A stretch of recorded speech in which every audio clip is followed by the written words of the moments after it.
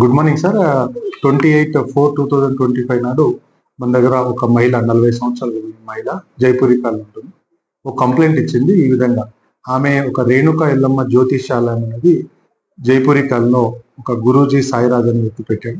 అతని దగ్గరికి ఈయన భర్త సరిగా ఉండట్లేదనే ఉద్దేశంతో అక్కడికి వెళ్ళడం జరుగుతుంది.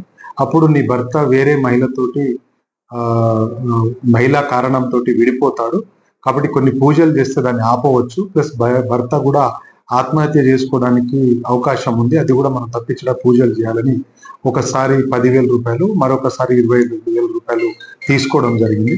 తీసుకొని తర్వాత మళ్ళీ అది ఏదో పూజలు చేసి ఒక నిమ్మకాయ ఇలాంటి రాగికి సంబంధించిన రేకు లాగిస్తే అది దిండు కింద పెట్టుకోమంటారు. నెక్స్ట్ డే కనబడకపోతే ఇది చాలా ఎక్కువ ఉంది, ఇంకా పూజలు చేయాలని చెప్పారు.